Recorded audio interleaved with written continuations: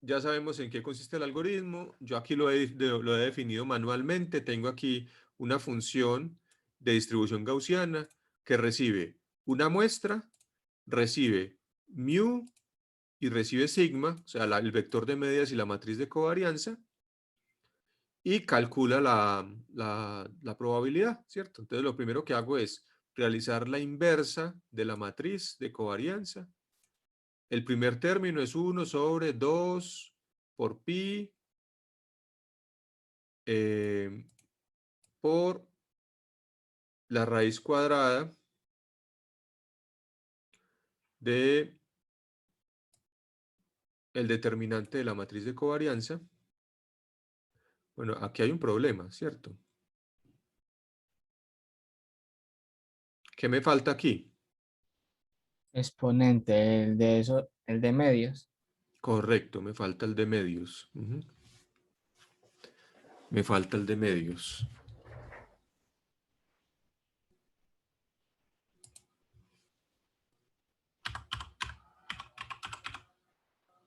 Bien.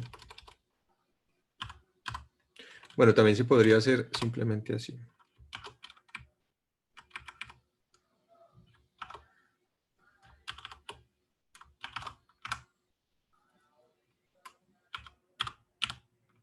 Pero entonces necesito saber quién es D. ¿Cómo calculamos D? Tamaño de X, ¿no?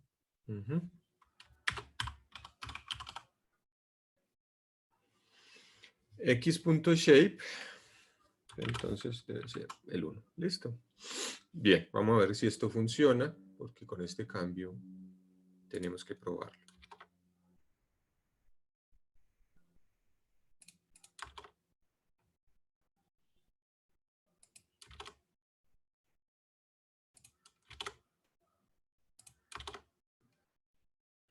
Vale, parece que sí. Listo. Entonces, aquí tenemos el primer término, luego tenemos el término de, vamos a construir el segundo término, entonces lo primero que hacemos es x menos mu, producto punto con la inversa de la matriz de covarianza, y luego ese resultado, producto punto con x menos mu transpuesto, y luego entonces tenemos el exponencial de menos 0.5 por esto, y ahora multiplicamos los dos términos, el primero y el término exponencial. Y ahí tenemos entonces el resultado que aquí dice probabilidad, pero recuerden que es verosimilitud realmente. ¿Listo? Y lo que tenemos aquí es simplemente una generación de valores aleatorios. Bueno, tenemos los datos de la base de datos de Iris. Estos son los que vamos a utilizar como nuestras clases. Solo dos variables. Recuerden que esta base de datos tiene 4. Entonces aquí tenemos un grupo y aquí tenemos el otro. Y aquí lo que estoy haciendo es generar más puntos en todo el espacio para poder pintar esto aquí así, ¿cierto? Para poder hacer un análisis de a qué clase pertenece un punto que cae por acá, a qué clase pertenece un punto que cae por acá, a qué clase pertenece un punto que cae por acá, y ver la frontera que aparece. ¿Listo? Entonces lo que tenemos aquí es simplemente la creación de esos puntos. Las medias las calculo es a partir de los datos x2, vuelve y juega, es x2 es esto, son nuestros datos de la base de datos Iris, pero solamente dos variables. ¿Listo? Entonces, aquí calculo la media 1 y la media 2. Aquí calculo las matrices de covarianza de la clase 1 y aquí las matrices de covarianza de la clase 2. ¿Sí? Ya les voy a explicar qué es esto. Aquí hay una tercera matriz de covarianza que es como el promedio de las dos anteriores. Ya les voy a explicar qué es esto. Y lo que hago aquí es simplemente llamar a la matriz llamar a la función que yo construí para que me para que me devuelva la probabilidad. Si la probabilidad de P1 es la distribución gaussiana de una muestra XTEM, cuando le paso la media de la clase 1 y la matriz de covarianza de la clase 1, y aquí le paso la media de la clase 2 y la matriz de covarianza de la clase 2. Listo, eso lo vemos aquí. Entonces, hay dos opciones en este caso, que ustedes ya vieron, y es, yo utilizo la matriz de covarianza independiente para cada uno de los casos, o utilizo una matriz de covarianza que es como el promedio de las dos anteriores. ¿En qué se diferencia? si utilizo matriz de covarianza diferente para cada caso, miren cómo aparece la frontera. La frontera me va a dar una función no lineal, una parábola. ¿Listo? ¿Y por qué me da una parábola? Porque las dispersiones de estos dos grupos no es la misma. Si los dos clases tuvieran exactamente la misma dispersión, yo tendría estas funciones gaussianas que hemos pintado aquí, se esparcirían a lo largo de la media exactamente a la misma velocidad. Entonces se juntarían justo en el mismo punto, donde valen exactamente lo mismo, y el resultado me daría exactamente una recta. El punto donde se cruzan las dos me formaría una recta. Pero como hay una clase que es más dispersa que la otra, en este caso la que está aquí pintada en amarillo, esa clase cae más lento, mientras que la que está más agrupada cae más rápido. ¿Cómo así? Sí. Si yo tengo unos puntos que están más agrupados y le estimo la función de densidad de probabilidad, la función de densidad de probabilidad me da así. Si tengo unos puntos que están más dispersos, esa función de densidad de probabilidad me da así. Bueno, con el punto más en la mitad, el punto máximo más en la mitad, si es gaussiana, pero me da así. O sea, ¿qué quiere decir? Esta cae mucho más rápido, mientras que esta cae más lento. Entonces, ¿dónde se genera la frontera entre esas dos funciones? La frontera entre esas dos funciones se genera, a pintar, voy a hacer otra gráfica acá. Si yo tengo un caso univariado, entonces lo que yo estoy haciendo es, tengo un conjunto de muestras acá, digamos, estas son las que están muy concentradas y tengo otras que están más dispersas.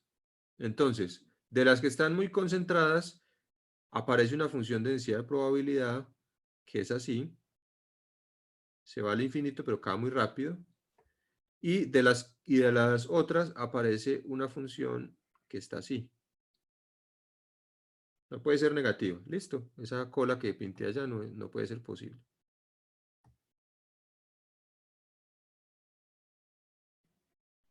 Así. El punto donde se cruzan, que es este, es el donde aparece la frontera entre las dos, ¿cierto? Es el punto donde se cruzan. ¿Por qué?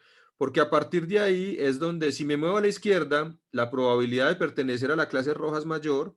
Si me muevo a la derecha, la probabilidad de pertenecer a la clase azul es mayor. Entonces, justo ahí es donde se genera la frontera. Si estuviéramos hablando en dos dimensiones, entonces es donde se crucen las dos superficies, las dos montañas, la de las rojas y la de las azules. Pero ¿qué pasa? Si las azules, entonces, como en este caso, son más dispersas, entonces la azul empieza a abarcar como un poco más de espacio. Y por eso hace que el punto donde se crucen los puntos donde se cruzan las dos no forman una recta, sino que van formando esta parábola. ¿Listo? Van formando esta parábola. Cuando yo asumo que la matriz de covarianza es la misma para los dos, entonces es como si la dispersión de ambos grupos fuera exactamente la misma, y entonces pasa lo que les decía hace un momento, que las dos se abren a la misma velocidad y el punto donde se cruzan o la función donde se cruzan forma exactamente una recta. En este caso, las dispersiones son diferentes, pero esta condición de igual matriz es esta que estamos utilizando acá de tipo 1, que es cuando yo asumo que las dos tienen la misma dispersión, y la dispersión lo que hago es que es el promedio de las dos y se la asigno a ambas igual. Entonces me da esta frontera que es una frontera lineal. ¿Listo? Mientras que si asumo que la matriz de covarianza es diferente, me da una frontera que es parabólica. Eso matemáticamente está demostrado en el libro, en la bibliografía del curso, en el libro de Duda, en el capítulo 2 del libro de Duda. Entonces, aquí ustedes ven, en este capítulo se llama funciones discriminantes gaussianas, que es lo que estamos viendo. discriminant function for the normal density, y entonces ahí aparecen tres casos. Un caso donde la matriz de covarianza se asume simplemente diagonal, ya vamos a analizar qué implica esto. Un caso donde la matriz de covarianza se asume que es igual, que es una matriz completa, pero es igual para todas las clases.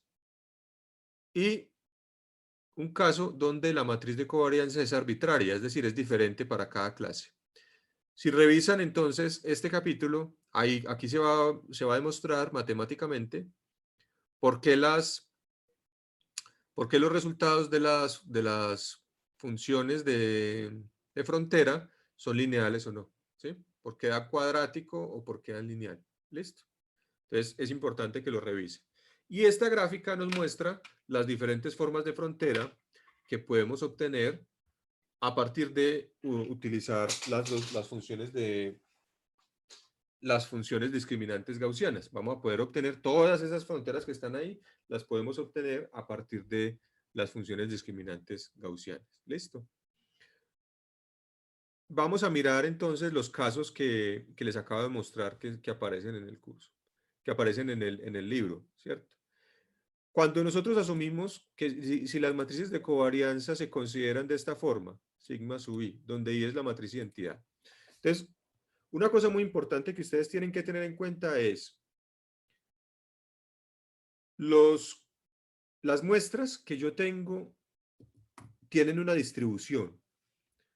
Cuando yo asumo el modelo gaussiano, yo estoy haciendo una suposición, ¿cierto? Yo estoy haciendo una suposición de que la distribución de esas muestras es gaussiana. Podría no serlo, pero yo estoy haciendo una suposición del modelo. Igual, en el caso anterior, yo estoy asumiendo que la frontera entre las dos muestras tiene forma de polinomio. Y ese polinomio es de grado 1 o de grado 2. Yo lo estoy asumiendo. Puede no ser cierto, pero las suposiciones me pueden funcionar. ¿Por qué? Pues porque sin ser del todo cierto, es posible que respondan más o menos bien a los datos que yo tengo de entrenamiento y entonces me sirven para solucionar el problema. ¿Listo? Entonces, como yo supongo que los datos en este caso son gaussianos, yo puedo incluso hacer otras suposiciones más fuertes. Puedo, por ejemplo, suponer esto, que la matriz de covarianza es una matriz que corresponde a un vector sigma cuadrado multiplicado por i. ¿Qué estoy asumiendo ahí en este caso? Entonces, la matriz de identidad es una matriz que tiene unos en la diagonal, ceros por fuera. Eso quiere decir que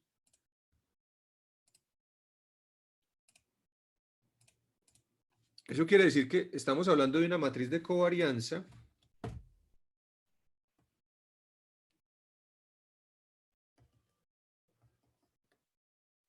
que es sigma 1 al cuadrado, sigma 2 al cuadrado, sigma d al cuadrado, 0, a ver,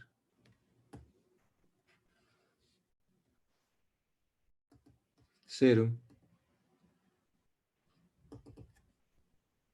0.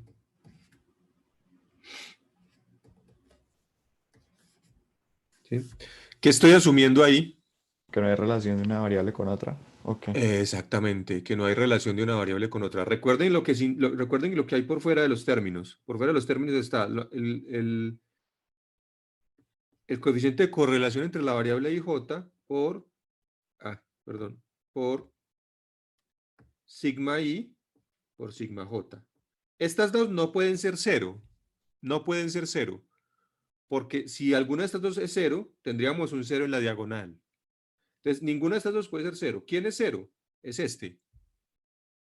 Si el coeficiente de correlación es cero, es porque entonces la variable i y la variable j son independientes estadísticamente. Entonces, vamos a ver qué pasa con diferentes distribuciones de puntos y la forma que toman las matrices de covarianza. Entonces, en este caso tenemos una covarianza que es una matriz identidad multiplicada por 1 por 1, 1. Entonces, simplemente son elementos de la diagonal. Estoy utilizando la misma matriz de covarianza en ambos casos y lo único que cambia es la media. ¿Listo? Entonces, aquí estoy generando los datos artificialmente, estoy muestreando de una distribución normal multivariada. Entonces yo simplemente defino los parámetros de la distribución, muestreo y aquí tengo las gráficas y aquí les grafico la elipse. ¿Listo? Vamos a ver aquí qué pasa. Aquí tengo dos matrices de covarianza diferentes, bueno, cada una con su media. Entonces miren, la matriz de covarianza primera es una matriz de covarianza donde solo hay elementos en la diagonal y los elementos por fuera de la diagonal son 0.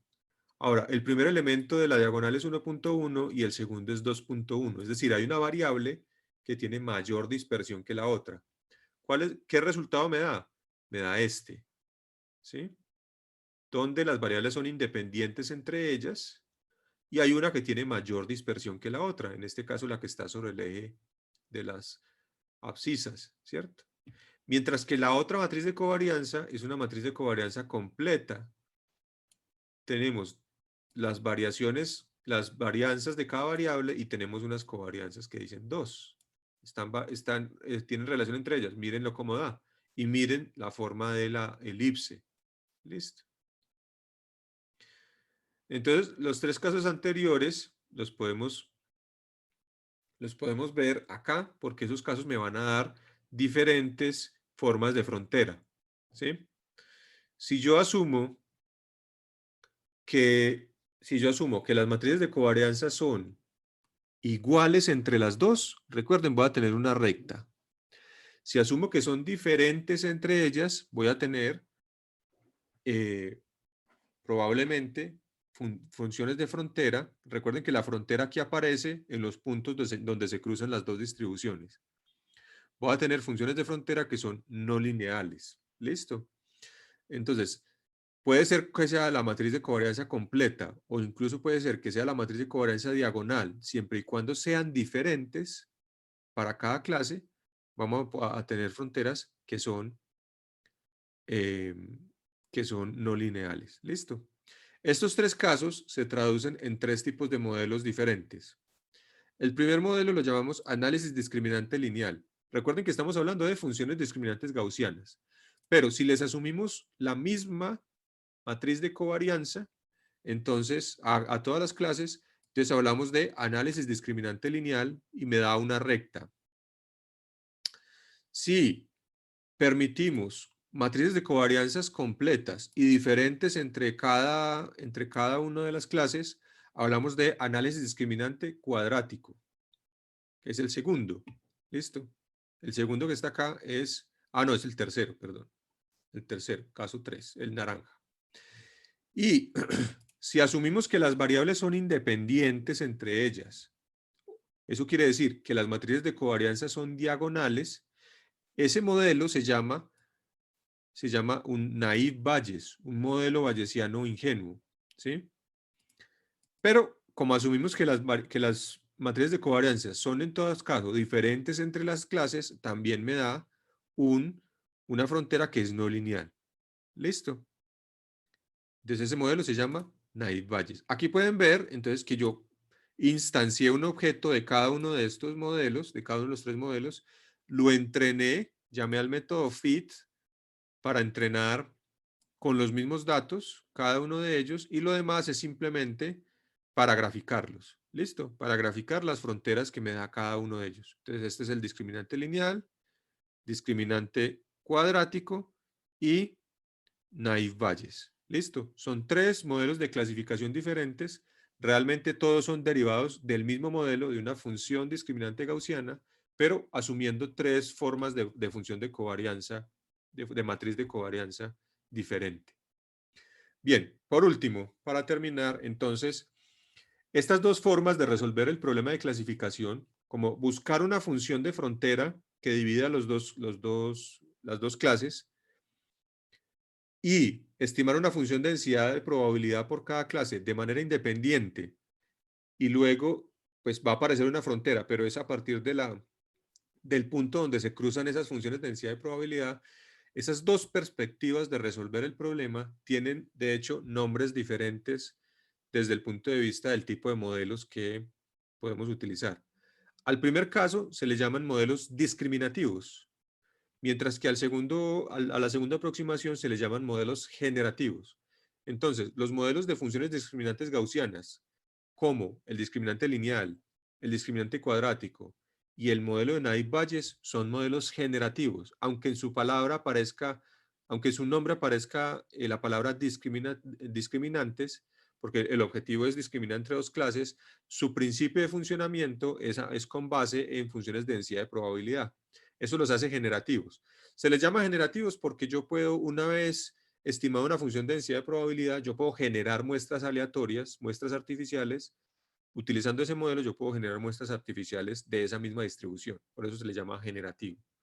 Así como lo que yo hago aquí de muestrear datos de una función de distribución normal multivariada. Una vez yo tengo la media y la covarianza, yo puedo generar datos artificiales con la misma distribución. Entonces, por eso se le llama generativo. Al discriminativo se le llama discriminativo porque su objetivo fundamental es discriminar entre las dos clases. Él no quiere, ese modelo no le interesa estimar la densidad de probabilidad, ni de dónde provienen los datos, ni cómo generarlos, sino simplemente separar las clases. Entonces, a ese modelo se le llama discriminativo. ¿Listo? Es una clasificación importante porque conceptualmente nos dice cómo se está aproximando el problema. Normalmente un modelo discriminativo tiene como como criterio de entrenamiento o función de costo, una función de error, porque el objetivo de ese modelo es separar las clases. Entonces, normalmente mide un error que comete el modelo. En los modelos generativos, como cada clase se entrena por aparte, porque se entrena es un modelo de densidad de probabilidad, normalmente el criterio no es un error, sino que es un criterio probabilístico, como la máxima verosimilitud. Existen otros. Puede ser, por ejemplo, el máximo, una posteriori, o pueden existir otros criterios que se llaman, digamos, ya de tipo bayesiano.